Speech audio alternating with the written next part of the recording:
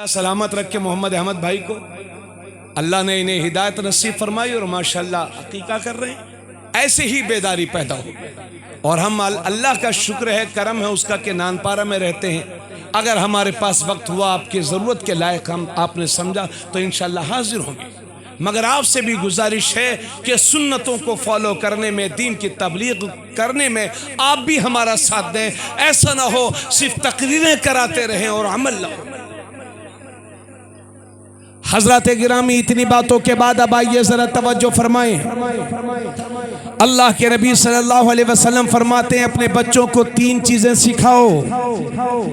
अपने बच्चों को अपने नबी की मोहब्बत सिखाओ, अपने बच्चों को अहले बैत की मोहब्बत सिखाओ और अपने बच्चों को कुरान करीम की तिलावत करना सिखाओ। अल्लाह के नबी सल्लल्लाहु अलैहि वसल्लम ने एक मौके पर फरमाया, ए मेरे सहाबा, जिस तरह से लोहे को जंग लग जाती है इसी तरह से इन दिलों को भी जंग लग जाती है। ये दिल भी काले हो जाते हैं, ये दिल भी गंदे हो जाते हैं। तो सहाबाई किराम ने अर्ज किया, या रसूल अल्लाह, दिलों की गंदगी की सफाई का जरिया क्या होगा? दिल कैसे रोशन होंगे, दिल कैसे साफ होंगे? तो अल्लाह के नबी फरमाते हैं, अगर दिलों को साफ करना चाहते हो तो कसरत के साथ मौत को याद किया करो और कुरान करीम की तिलावत किया करो। इसलिए हुजूर फरमाते हैं कि अपने बच्चों को 3 चीजें सिखाओ। अपने बच्चों को अपने नबी की मोहब्बत सिखाओ, अपने बच्चों को अहले बैत की मोहब्बत सिखाओ, अपने बच्चों को कुरान करीम की तिलावत करना सिखाओ। जरा तवज्जो फरमाएंगे, पूरी तवज्जो। हजरात, अब आप मुझे ये बताएं, वो घर के जिस घर का नौजवान नशीली, जुआरी, शराबी, कबाबी, बुज़दिल, पस्त हिम्मत और मेहनत चोर हो, क्या वो घर कभी तरक्की कर सकता है? नहीं कर सकता ना भाई। क्यों? सब लोग मिलकर बताइए, क्यों भाई लोग? वो घर तरक्की कर सकता? कभी नहीं। और जिस घर के नौजवान मुतहर्रिक, मेहनती, हौसलेमंद और दिलेर हो, वो घर तरक्की करेगा।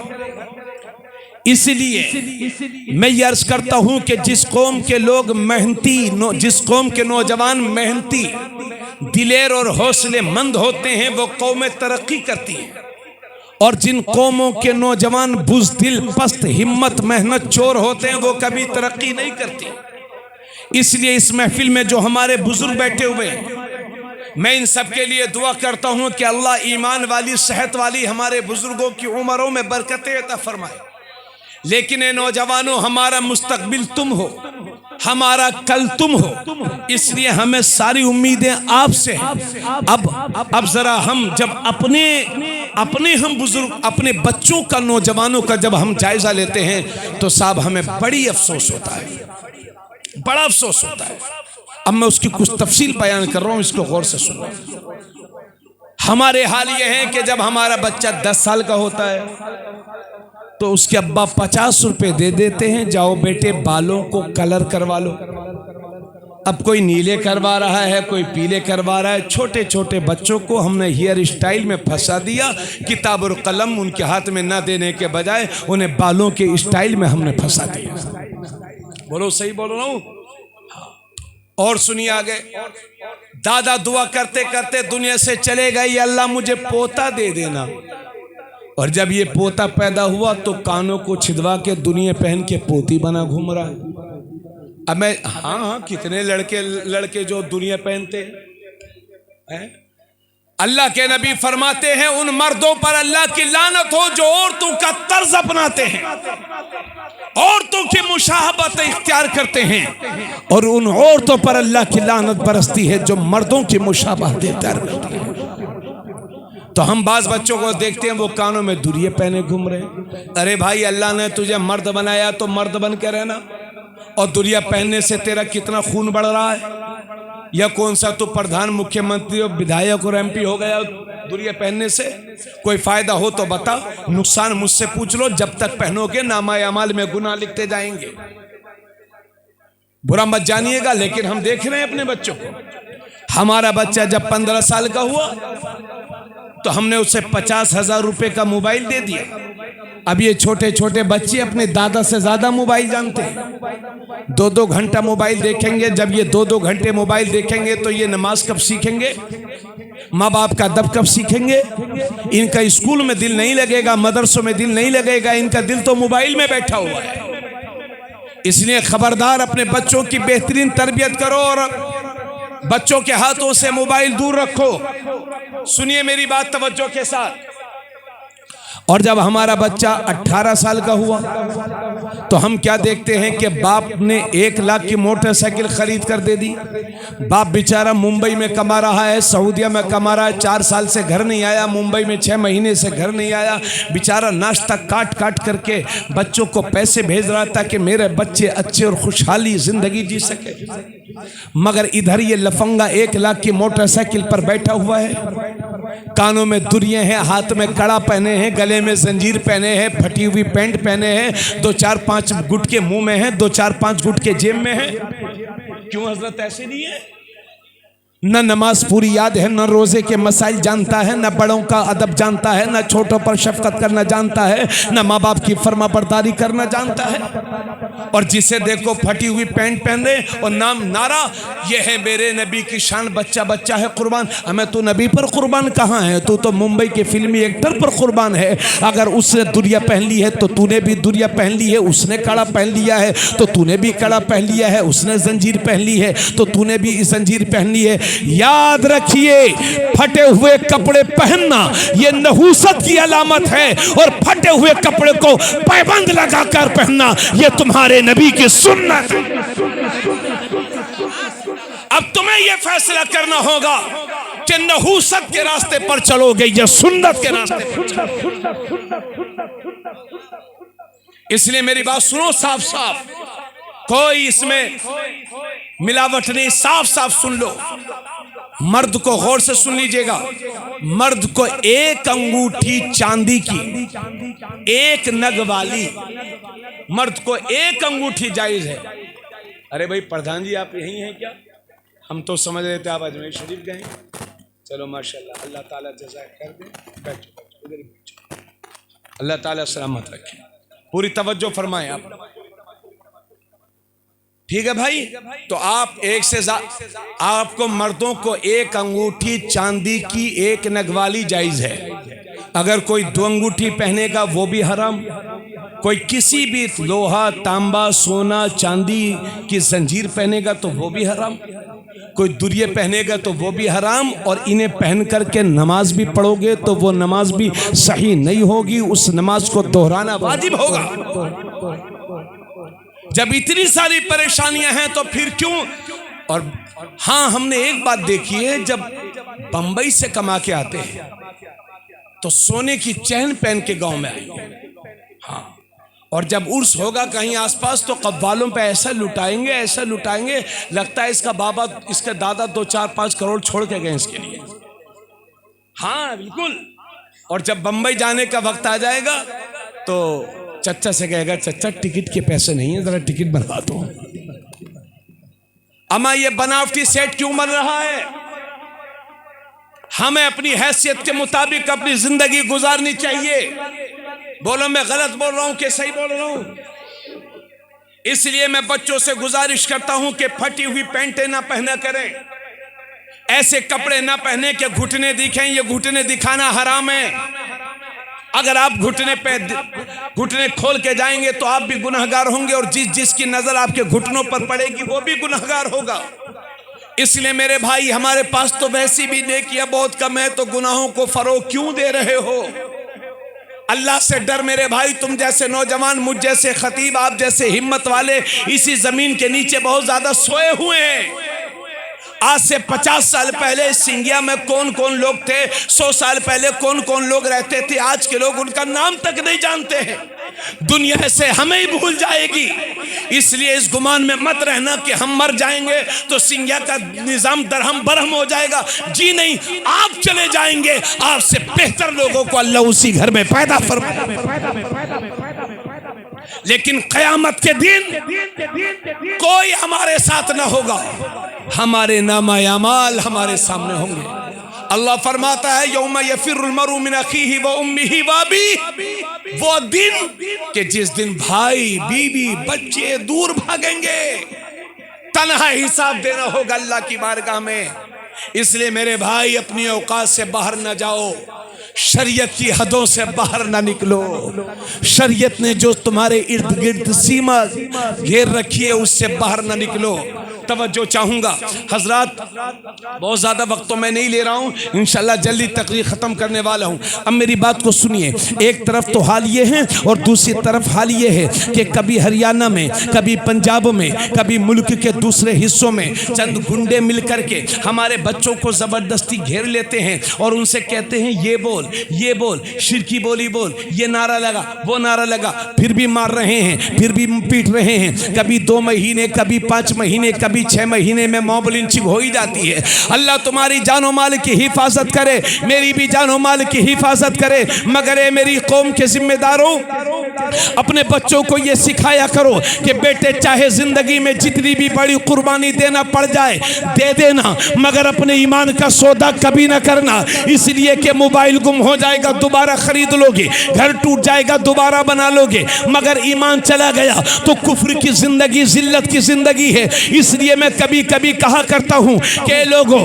आज के दौर में अपनी जान बचाने से ज्यादा अपने ईमान बचाने की फिक्र करो।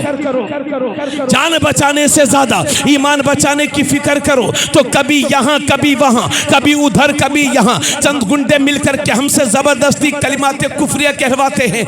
ए मेरी कौम के जिम्मेदारों, अपने बच्चों को ये नसीहत किया करो, अल्लाह तुम्हारी जानो माल की हिफाजत करे, मेरी भी जानो माल की हिफाजत करे। मगर कोई गारंटी नहीं कि कब किसके साथ क्या हो जाए। अल्लाह ना करे कि ऐसे हालात का सामना अगर आपको करना पड़ जाए तो खुदा का वास्ता दे करके कहता हूं कि जिंदगी की आखिरी सांस तक अपने ईमान पर कायम रहना और आखिरी दम तक अपनी जबान को कुफ्र की गिलाजत से पाक रखना, शिर्क की गिलाजत से पाक रखना और आखिरी दम तक ला इलाहा इल्लल्लाह बोलते रहना।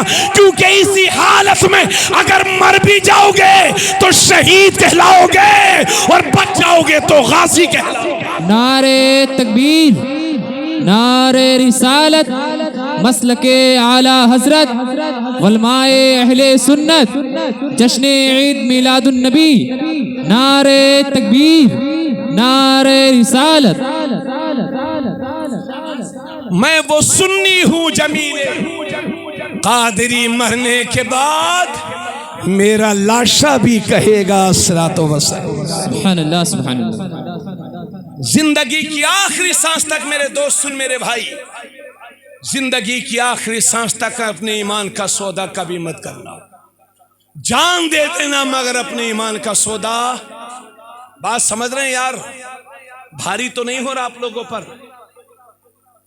इसलिए हमेशा ये दुआ किया करो, अल्लाह, रातों में दुआ किया करो। आप लोग तो मस्जिद जाते हो तो ये दुआ करते हो, या अल्लाह मेरे धान ज़्यादा हो जाएं, या अल्लाह हमारी मेहरवा हमारा कहना माने। हाँ हाँ, ये अल्लाह हमारा बच्चा सऊदी अरबिया चल जाए, उसे वीज़ा मिल जाए, है ना, अल्लाह बुलेरो मेरी आ जाए। अब मैं कभी ये भी दुआ कर लिया करो, अल्लाह ज़िंदगी की आखिरी सांस तक मेरे ईमान की हिफाजत फरमा। रातों में उठ उठ करके ये दुआ किया करो।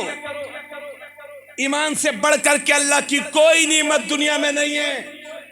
और शुक्र अदा किया करो कि अल्लाह ने तुम्हें मुसलमान के घर में पैदा फरमाया है, वरना ना जानते कहां भटकते, कहां गुमराह होते। तुम्हारा ये सर जो सिर्फ खुदा के लिए झुकता है, अल्लाह जाने कहां कहां झुकता। इसलिए मेरे रब ने तुम्हें दर बदर झुकने से बचाया है और अपना हकीकी पता बताया। इसलिए मेरे भाई अपने ईमान की हिफाजत करो और अपनी जान से बढ़ करके अपने नबी से मोहब्बत करो। थोड़ी तकरीर और कर दे भाई, आप हज़रत। मेरी तकरीर से पहले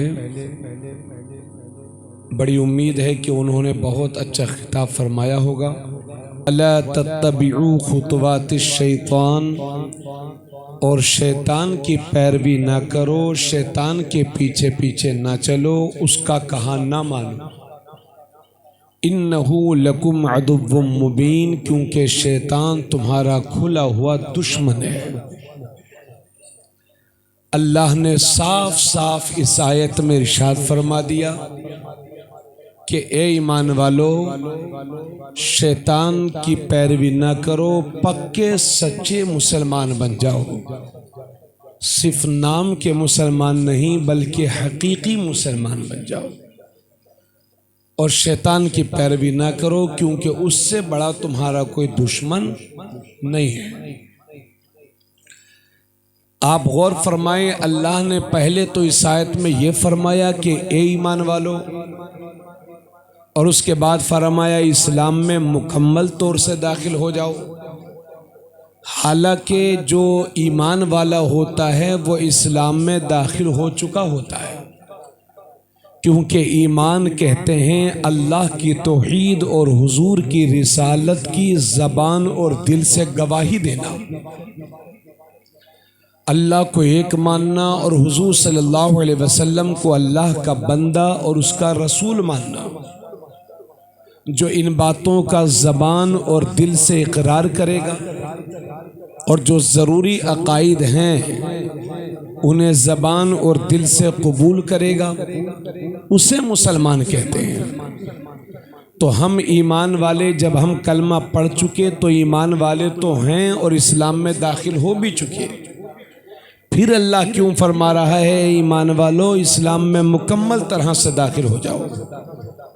देखिए, दाखिल होना और बात है, दाखिल होना, थोड़ा सा सुनिए पीछे वालों,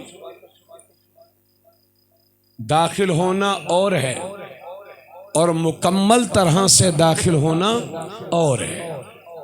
या आप देखिए, मेरे हाथ में ये गिलासनुमा ढक्कन है, मैंने अपनी अंगूठी निकाली और इस गिलास में डाल दी। ये अंगूठी मेरी गिलास में दाखिल हो गई, लेकिन ये दुखूल इतना कमज़ोर है कि मैं जब चाहूँ हाथ डालूं और अंगूठी निकाल करके बाहर कर दूँ। हालांकि ये इसमें दाखिल हो गई, मगर इतना आसान है कि ये ऐसी दाखिल हुई है कि मैं हाथ डालूं निकाल सकता हूँ जब चाहूँ तब। अब इसी गिलास में आप थोड़ा सा पानी डाल दीजिए, फिर उस पानी में आप रंग मिला दीजिए, कलर मिला दीजिए, फिर उस पानी को रंग से जुदा करने की कोशिश करिए और रंग को पानी से जुदा करने की कोशिश करिए, तो वल्लाह सुम्मा वल्लाह, न रंग पानी से जुदा हो न पानी रंग से जुदा हो। बस यही मेरा अल्लाह आपसे चाहता है कि ऐ ईमान वालों, इस्लामी रंग में ऐसे रंग जाओ कि दुनिया की कोई ताकत तुमसे इस्लामी रंग ना उतार सके। सिबगतल्लाह वमन अहसनु मिनल्लाहि सिबगा, ये अल्लाह का रंग है और अल्लाह के रंग से बेहतर किसका रंग है। इसलिए आपसे यह अर्ज करने आया हूं कि सिर्फ नाम के मुसलमान नहीं, हमें हकीकी मुसलमान बनना होगा। समझ रहे भाइयों, मेरी बात समझ में आ रही है? हाँ, तो मैं सबसे पहले, चूंकि आज की ये महफिल अकीके की महफिल है, अभी हम चंद रोज पहले कलहंसपुरवा भी आए थे, वहां भी इस सिलसिले में बयान किया था। तो आप हजरात से, अच्छा जो लोग वहां थे, तो थोड़ा सा मैं जानना चाहूँगा, मुझे बार बार कहते हुए शर्म आ रही है, हाथ उठाइए हाथ उठाइए। और नकीब साहब आपसे भी कह रहा हूँ, कौम के ज़्यादा हाथ मत उठवाया करो, बस नारा लगाओ और सुभान अल्लाह कहलवाओ, इतना काफ़ी है। और आपके यहाँ जलसे में मौलाना अब्दुल कुद्दूस साहब जो भी नकीब आए उससे ये कह दिया करो, भाई ज़रा हाथ कम उठवाना, परेशान करके रख दिया है पब्लिक को, लहरा के बोलो, इधर से बोलो, ऐसे बोलो। अरे भाई अदब से बैठा करो, कोई बात समझ में आया करे तो सुभान अल्लाह कह दिया करो बस। बाबू अभी छोटे हो, सीख रहे हो, इसलिए मैंने आपसे बता दिया। ज़्यादा बड़े लोगों को नहीं समझाते हम लोग, छोटे छोटे लोगों को समझाते थे, मतलब कम उम्र है आप, इस वजह से।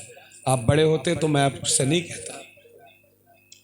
तो वहाँ कौन कौन लोग थे, ज़रा एक बार थोड़ा सा हाथ उठा के मुझे बता देंगे, जहाँ जहाँ लगते। चलिए चलिए, बस बस ठीक है, समझ गए। तो आज का ये प्रोग्राम अकीके के मौके पर है। देखिए हमारे यहाँ जब कोई बच्चा पैदा होता है, लड़की पैदा हो या लड़का पैदा हो, तो आम तौर पर मुसलमान अपने घरों में छठी करते हैं, है ना। छठे दिन खुशी मनाते हैं, फातिहा पढ़वाते हैं और दावत खिलाते हैं, लोगों को बुलाते हैं। हम सुन्नी सहीहुल अकीदा हैं। बच्चों की पैदाइश की खुशी में आप चाहे छठे दिन, 5वें दिन, 10वें दिन, 20वें दिन, महीने पर आप जो भी खुशी मनाएं, लोगों को खाना खिलाएं। इस्लाम उसकी इजाज़त देता है, हराम नहीं है, बल्कि वो जायज़ है, मुस्तहब है। लेकिन हमने छठी, कुरान और हदीस में छठी हमने कहीं नहीं पढ़ी। सुन लीजिए मेरी बात, हमें नाम का मुसलमान नहीं, काम का मुसलमान बनना है। मैंने कुरान और हदीस में छठी का जिक्र कहीं नहीं पढ़ा है। और जितने ये हजरात यहाँ पर तशरीफ फरमाए हैं, मुझे उम्मीद है कि इन्होंने पढ़ा भी नहीं होगा, सुना भी नहीं होगा कि कुरान की फला आयत में छठी का हुक्म है और हदीस फला नंबर हदीस में छठी का हुक्म। अलबत्ता मैंने इतना हदीस में ज़रूर पढ़ा है, तिरमिज़ी शरीफ की हदीस है, अल्लाह के नबी सल्लल्लाहु अलैहि वसल्लम फरमाते हैं, तुम्हारा बच्चा अकीक़े के बदले में मरहून है, यानी गिरवी रखा हुआ है। जब तुम्हारा बच्चा पैदा हो, बच्चा या बच्ची, लड़का या लड़की, तो 7वें दिन उसकी जानिब से अकीक़ा कर दिया जाए, जानवर ज़िबा कर दिया जाए, और 7वें दिन उसका प्यारा सा अच्छा सा नाम रख दिया जाए, और उसके बालों को उतरवा कर, है ना, उनके बराबर अंदाजे से वज़न कर कर सदका अल्लाह की राह में कर दिया जाए, और उन बालों को कहीं दफना दिया जाए। ये मैंने हदीस में पढ़ा है। बोलो सुभान अल्लाह। अब एक हदीस शरीफ पहले सुन लो। अल्लाह के नबी सल्लल्लाहु अलैहि वसल्लम फरमाते हैं, मन तमस्सक बिसुन्नती इंद फसाद उम्मती फलहू अजरु मियति शहीद। हुजूर सल्लल्लाहु अलैहि वसल्लम फरमाते हैं कि जिसने मेरी उम्मत के बिगाड़ के वक्त, मेरी उम्मत के फसाद के वक्त, जिसने मेरी सुन्नत पर मजबूती से अमल किया, मजबूती से पकड़ा, अल्लाह उसे 100 शहीदों का सवाब अता फरमाएगा, है ना। 100 शहीदों का सवाब सुन्नत रसूल को जिंदा करने वाले के लिए। ठीक है भाई। तो अकीका किसे कहते हैं? बच्चा, लड़का या लड़की पैदा होने की खुशी में जो जानवर ज़िबह किया जाता है, उस जानवर को ज़िबह करने को अकीका कहते हैं। समझ गए भाई? हजरात गिरामी, अकीका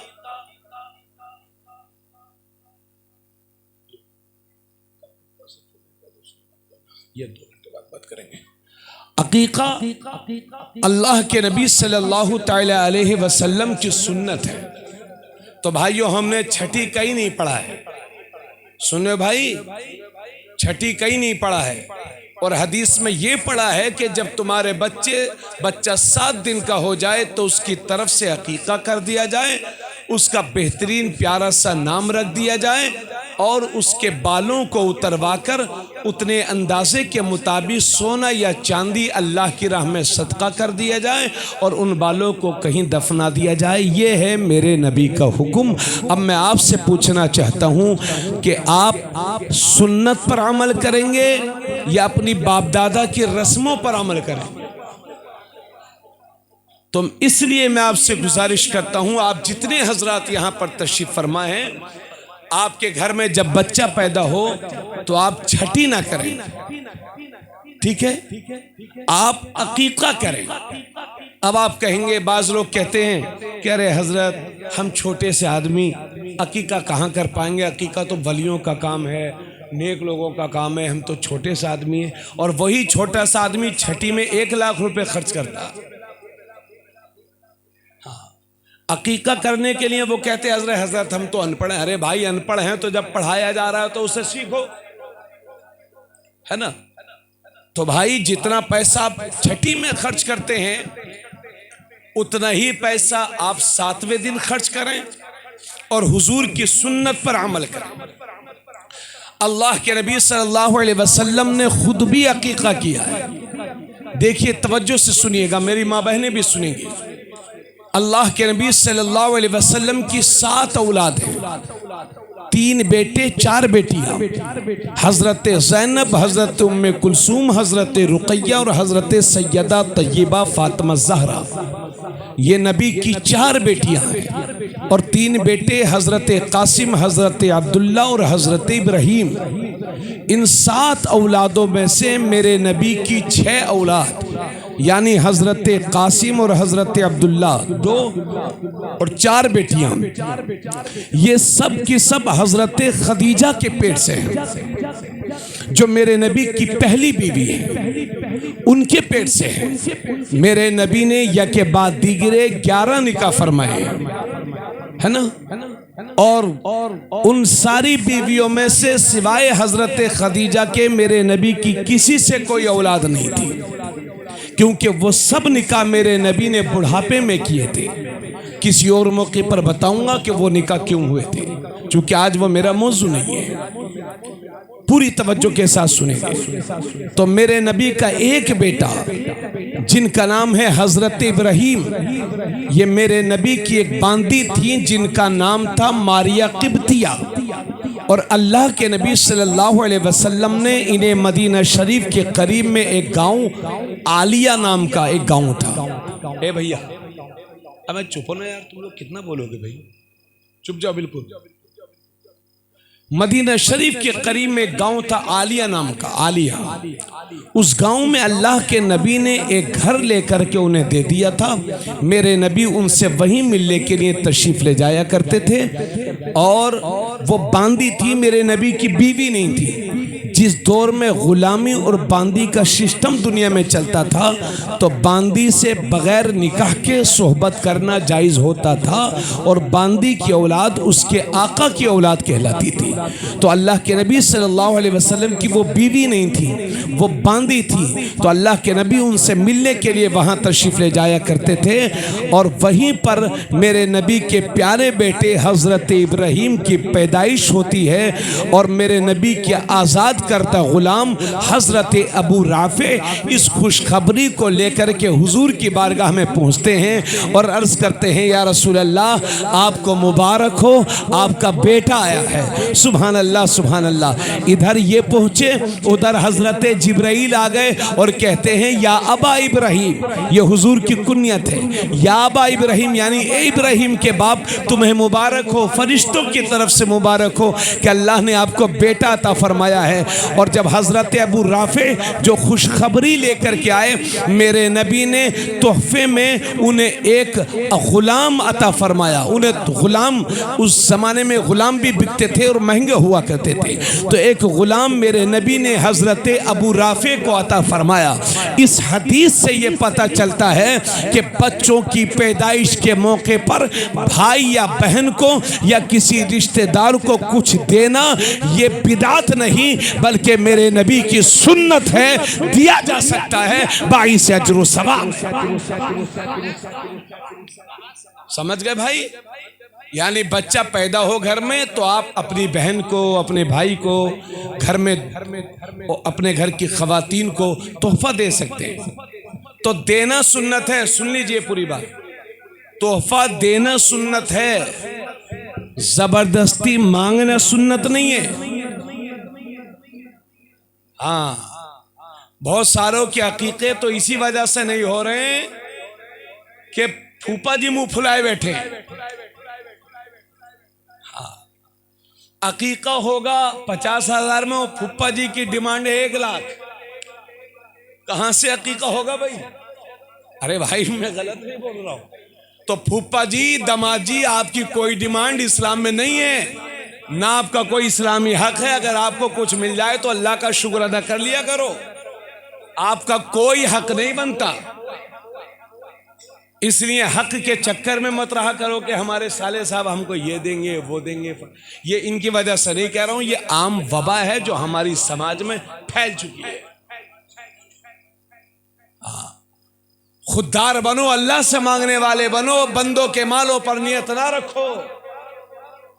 जो अल्लाह के आगे हाथ फैलाता है उसे ज़माने के आगे हाथ फैलाने की ज़रूरत नहीं पड़ती, और जो ज़माने के आगे हाथ फैलाता है वो पूरी ज़िंदगी भीख मंगा ही बना रहता है। इसलिए दूसरों के अल्लाह से ये दुआ किया करो कि मौला करीम हमेशा खाने वाला बना, खिलाने वाला बना, हाँ खिलाने वाला बना, 2-4 लोगों को खिला सके। सुने मेरे भाई, तो अकीका आप हजरात को करना है, छठी नहीं करनी है, तो इस सुन्नत पर इंशाअल्लाह आप अमल करेंगे। अच्छा, बहुत सारे हमारे भाई गरीब हैं, वो अकीका नहीं कर सकते, और ये भी सुन लो कि अकीका करना कोई फ़र्ज और वाजिब नहीं है। अगर कोई नहीं करेगा तो गुनहगार नहीं होगा, बात समझिए। मगर कर्ज लेकर के, जमीन बेच करके और मांग दूसरों से कर्ज लेकर के अकीका करना दिखावे के लिए, यह भी जायज नहीं है। मगर अकीका करना फर्ज तो वाजिब तो नहीं है, मगर यह सुन्नत है। और हदीस में फरमाया गया है कि बच्चे को अकीके के बदले में गिरवी रखा गया है। जैसे जमीन हमारी है लेकिन हम उसको गिरवी रख देते हैं, तो जमीन हमारी है लेकिन उससे फायदा हम तब तक नहीं उठा सकते जब तक हम उसे आजाद नहीं कराएंगे। ऐसे ही बच्चा अकीके के बदले में गिरवी है। जब हम अकीका करा देते हैं तो वो बच्चा हमारे लिए फायदेमंद हो जाता है और वो आजाद हो जाता है। और हमारे बुजुर्गों ने लिखा है कि अकीका फर्ज व वाजिब तो नहीं है, मगर ये हुजूर की सुन्नत है, मुस्तहब है, बाइस अजर व सवाब है। जिस बच्चे का अकीका हो जाता है अल्लाह उसे बुराइयों से बचाता है, अल्लाह उसे मुसीबतों से बचाता है, अल्लाह उसे बुरे रास्ते से बचाता है, अल्लाह उसे हर तरह की तंगदस्ती से बचाता है। इसलिए अल्लाह ने माल दिया है इस लायक। देखिए, अगर लड़का पैदा हो तो 2 बकरा, लड़की पैदा हो तो 1 बकरी, यानी नर मादा मुजक्कर मुअन्नस के हिसाब से, ठीक है। अगर चूंकि बकरा महंगा होता है, किसी का हिसाब, किसी के यहाँ लड़का पैदा हुआ 2 बकरे का हिसाब नहीं है, तो वो 1 बकरी भी कर सकता है, बकरा भी 1 बकरा भी कर सकता है, 1 बकरी भी कर सकता है, तब भी अकीका हो जाएगा, ठीक है। और ये भी आप हजरात जान लें कि अकीका करना, मैंने बताया था 7वें दिन सुन्नत है। अगर 7वें दिन ना हो सके तो हमारे बाज़ उलमा ने कहा है कि 14वें दिन कर लो। अगर 14वें दिन ना हो सके तो 21वें दिन कर लो।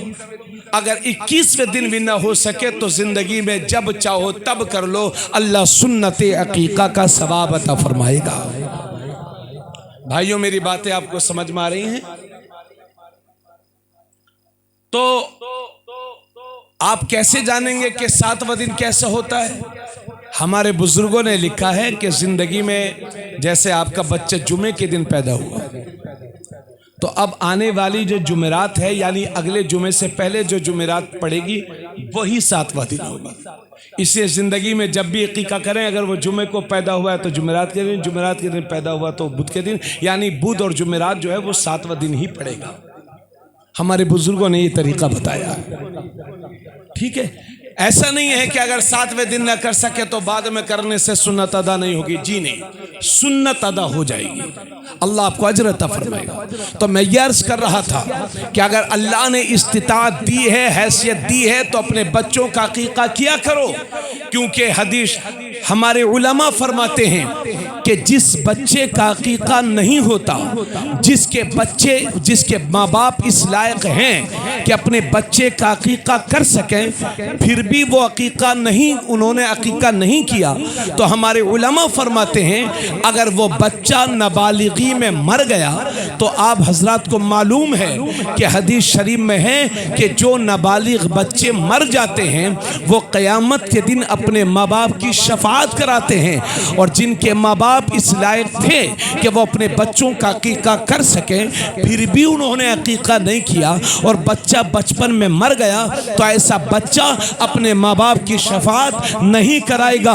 ये कितनी महरूमी की बात है। इसलिए अल्लाह ने इस्तिताअत वाला बनाया है, तो अपने बच्चों के अकीका किया करो, ये बाइस खैर व बरकत है। और हजरात, जितने छोटे बच्चे बचपन में इंतकाल कर जाते हैं वो सब के सब अपने माँ बाप की शफाअत कराएंगे। और मेरी माँ बहनें सुनेंगी, मैंने तो हदीस में यहाँ तक पढ़ा है कि वो बच्चा जो माँ के पेट में गिर जाता है, वो कच्चा हमल जो गिर जाता है, वो बच्चा क़यामत के दिन अपने माँ बाप की शफाअत के बारे में खुदा से ऐसा झगड़ा करेगा जैसे कर्जदार से झगड़ा करता है। जैसे हजरत को मैंने कुछ पैसा दे दिया तो हजरत मेरे कर्जदार हो गए और मैं इनका कर्ज खा हो गया, तो जैसे कर्ज खा अपने कर्जदार से झगड़ा करता है, इसी तरह से वो कच्चा बच्चा जो माओ के पेट में गिर जाता है, क़यामत के दिन अपने माँ बाप की शफाअत के बारे में अल्लाह से झगड़ा करेगा,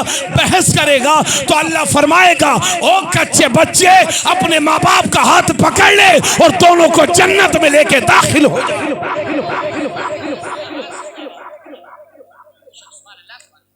इसलिए हमारी माँ बहनें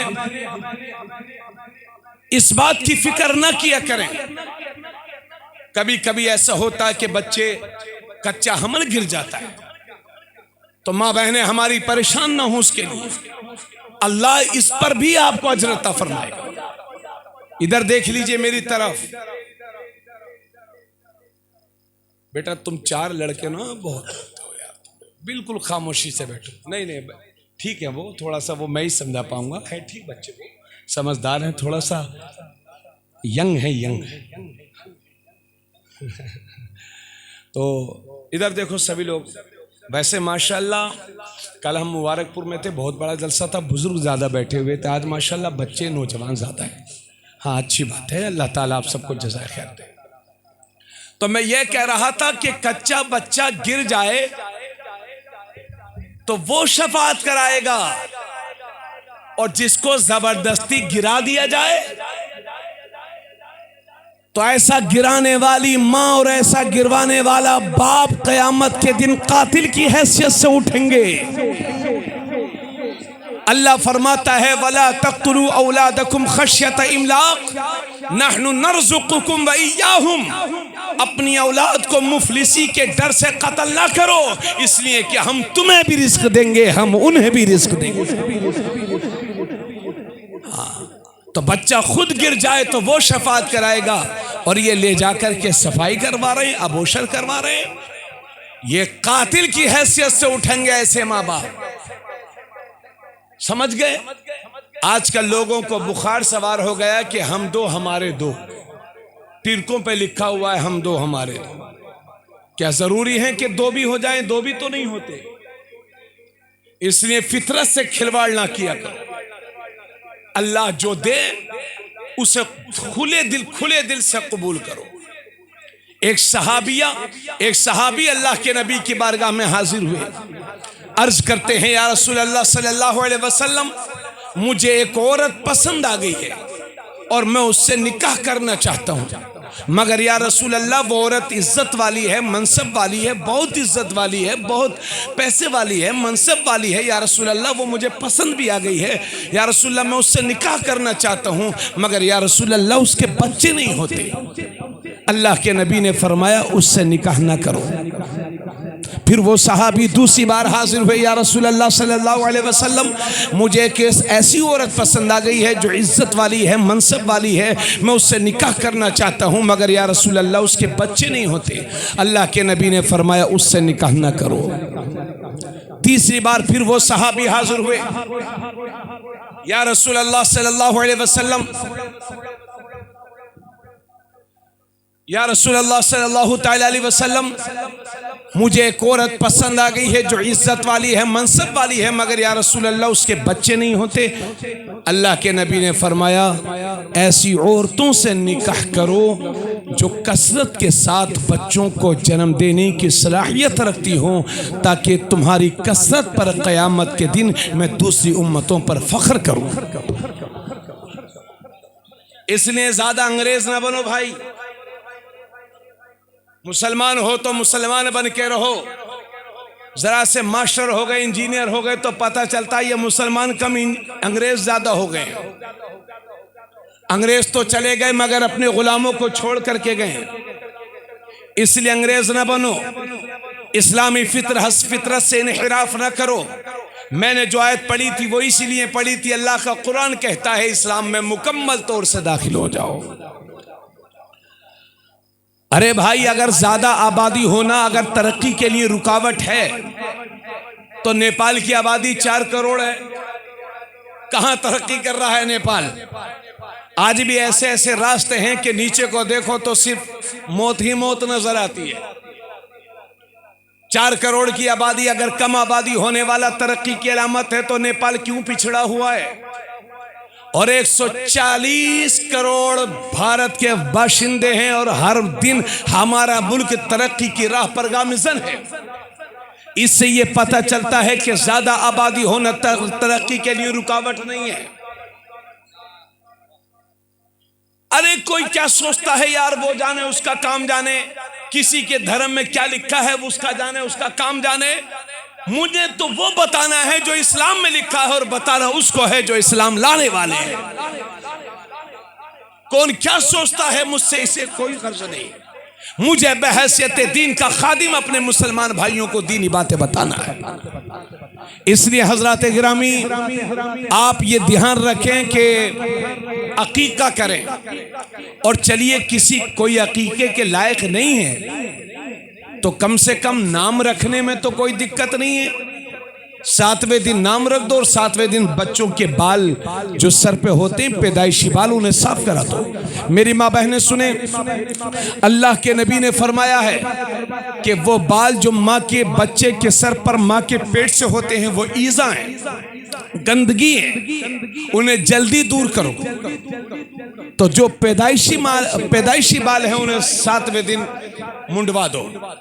हमने बहराइच शरीफ में बाज़ इलाकों में देखा है कि वो बाल बच्चों के तब मुड़वाते हैं जब गाजी सरकार का जेठ का मेला लगता है। यानी गाजी सरकार का जेठ का मेला आपको बहुत याद है और हुजूर की सुन्नतें आप भूल गए। इसी को बिदात कहते हैं। छठी पे अड़े रहना और अकीका ना करना यही बिदात है। इसलिए इन बिदातों से बचो। तवज्जो चाहूंगा। और अल्लाह के नबी सल्लल्लाहु अलैहि वसल्लम ये भी फरमाते हैं कि अपने बच्चों का प्यारा सा नाम रख दो। आज तो अजीब आफत है, हजरत ऐसा नाम बताओ जो पूरे गांव में किसी का ना हो। शाहरुख खान, सलमान खान, फला खान, है ना, सानिया मिर्जा। अमा कहां हो तुम? अल्लाह के नबी सल्लल्लाहु अलैहि वसल्लम फरमाते हैं अल्लाह को जो नाम सबसे ज्यादा पसंद है वो अब्दुल्लाह और अब्दुर्रहमान है। जो मैं हज़रत ये हदीस में लिखा कि नहीं, जो भाई मोहम्मद साहब, अल्लाह को सबसे ज्यादा जो नाम पसंद है वो अब्दुल्लाह और अब्दुर्रहमान। और हुजूर सल्लल्लाहु अलैहि वसल्लम फरमाते हैं नबियों के नाम पर नाम रखो, क्योंकि क़यामत के दिन तुम्हारे नामों के साथ तुम्हें पुकारा जाएगा। अब किस बाज लोग ऐसे होते हैं, वो बुध के दिन कोई पैदा होता है तो उसका नाम सीधे बुद्धू रख देते हैं। जुम्मे के दिन जो पैदा हुआ उसको जुम्मन। तो क़यामत के दिन पुकारा जाएगा जुम्मन का बेटा बुधवा आओ, तो कैसा लगेगा? इसलिए नाम अच्छे रखो, अच्छे प्यारे नाम रखो। हुजूर सल्लल्लाहु अलैहि वसल्लम फरमाते हैं जिसके कई बेटे हुए और उनमें से किसी का भी नाम मेरे नाम पर नहीं रखा तो उसने दीन से बखालत की है। अल्लाह के नबी फरमाते हैं मेरे नाम पर नाम रखो। सुभान अल्लाह, नाम तो दुनिया में बहुत हैं मगर सबसे प्यारा नाम, सबसे अच्छा नाम मोहम्मद। हुजूर के 2 नाम हैं, एक जमीनी नाम एक आसमानी नाम। जमीनी नाम मोहम्मद है, आसमानी नाम अहमद है। सुभान अल्लाह सुभान अल्लाह, मोहम्मद अहमद, हाँ ये है नाम। इसलिए अपने बच्चों के पैदाइशी नाम मोहम्मद रखो। फिर कुछ और भी मिला लो। अल्लाह का शुक्र है दुनिया में सबसे ज्यादा जो नाम रखा जाता है वो मोहम्मद ही है ना। और ये बात भी याद रखना, कहीं लिबास बदले हुए देखकर आप भी अपनी बोली मत बदल देना। हाँ, कोई पूछे नाम क्या है तो बता दो मुझे राजू कहते हैं, मुझे शानू कहते हैं, जी मुझे पप्पू कहते हैं। ये पप्पू भाई हमारे पास आए, हमने कहा भाई पप्पू भाई असली नाम बताओ। हम ये पप्पू राजू गुड्डू मुन्ना शानू हम नहीं जानते। तो कहीं लोगों कहा लिए हैं कि जब मौका देखा तो साहब हमारा नाम राजू है, हम यानी असल नाम इसलिए नहीं बता रहे हैं कि असल नाम बता देंगे तो नौकरी नहीं लेंगे। अरे भाई नाम मोहम्मद से नौकरी हटती नहीं है बल्कि नौकरी बनती है। और अगर हुजूर के नाम की वजह से तुम्हारी नौकरी चली भी गई है तो फिक्र क्यों करते हो? अगर मेरे नबी ने तुम्हें अपनी नौकरी में कबूल कर लिया तो ये दुनिया भी कामयाब है, ये आखिरत भी कामयाब है। अरे हुजूर के दर की नौकरी से बेहतर किस दर की नौकरी है? इसलिए शर्माओ ना किया करो। अगर बाप ने नाम मोहम्मद रखा है और कोई 1 लाख भीड़ में पूछे नाम क्या है तो शान से बताया करो मेरे बाप ने मेरा नाम मोहम्मद रखा है। उसमें के मुसलमान बनो, नाम छुपाने वाले नहीं, नाम छापने वाले। मेरी बात समझ में आ रही भाई? और हुजूर सल्लल्लाहु अलैहि वसल्लम ने फरमाया जिस महफिल में मशवरा हो और उस महफिल में कोई मोहम्मद नाम का शख्स हो तो उस महफिल में जो मशवरा होता है अल्लाह उस काम को पूरा फरमाता है। जोर से बोलो सुभान अल्लाह।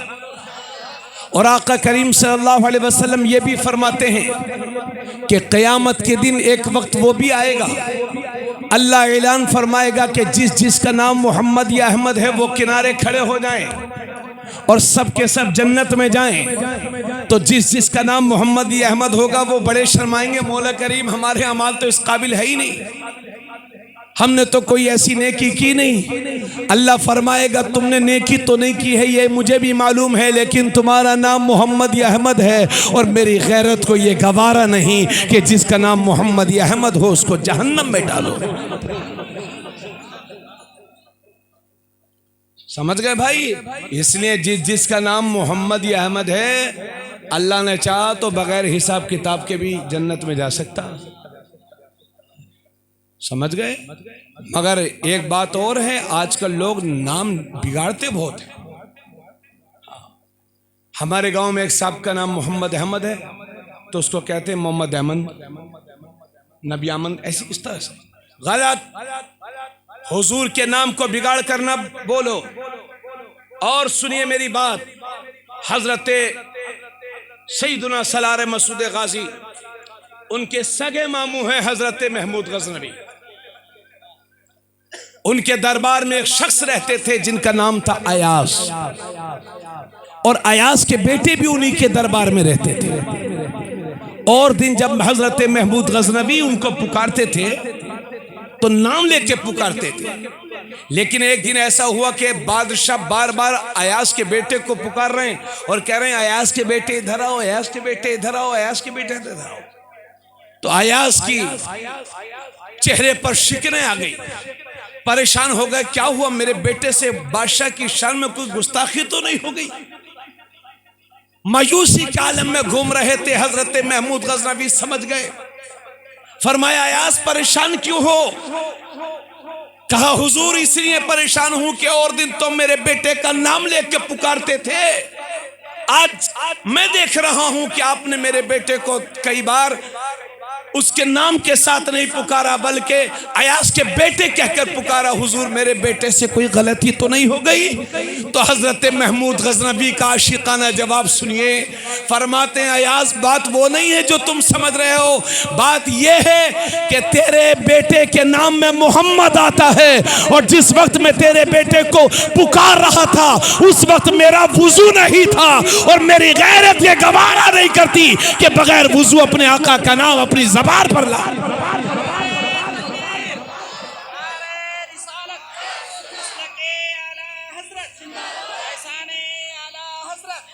नारे तकबीर, नारे रिसालत।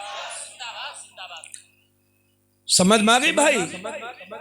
इसलिए हर बच्चे का नाम मोहम्मद रखा करो। और वो हमारे उलमा फरमाते हैं कि जिसका बेटा ना होता हो, पैदाइश से पहले वो तरीके हमारे बुजुर्गों ने बताए हैं कि हामिला खातून के बतन पर नाम लिख दिया जाए। उसका तरीका आप हमारे उलमा से पूछिए, अल्लाह ने चाहा तो बेटा ही पैदा हो। समझ गए भाई? तो नाम अच्छे रखो, प्यारे रखो। और एक चीज और बता दो, अकीके के गोश्त को लोग कहते हैं कि साहब दादा नहीं खा सकते, नाना नहीं खा सकते, नानी भी नहीं खा सकती। क्यों भाई? नाना नानी और दादा ने क्या जुर्म कर लिया जो नहीं खा सकते? जब मैं रामपुर से आकर के खा सकता हूं तो नाना नानी के घर, बच्चे की नानी के घर से आके क्यों नहीं खा सकते? भाई सब खा सकते हैं, सबको खिलाइए, मगर बदमजहब बददीन को मत खिलाइए, नेक लोगों को खिलाइए। और ये भी है कि पूरे के पूरे गोश्त को आधा उसके 3 हिस्से कर दिए जाएं, आधा घर वालों के लिए, आधा रिश्तेदारों के लिए, आधा दोस्तों हबाब के लिए। और अगर फैमिली बड़ी है, रिश्तेदार ज्यादा हैं, तो अपने घर बना करके बुला करके भी खिला सकते हैं, इसमें कोई हर्ज नहीं है। ठीक है भाई? तो अकीके के ताल्लुक से मैंने जो बातें आपको बताई, आपको वो समझ में आ गई मेरे भाई? तो इंशाल्लाह छठी तो छोड़ देंगे ना, अब यह चलता रहेगा? थोड़ा बोलिए आप लोग, बताइए। इंशाल्लाह अकीका करेंगे।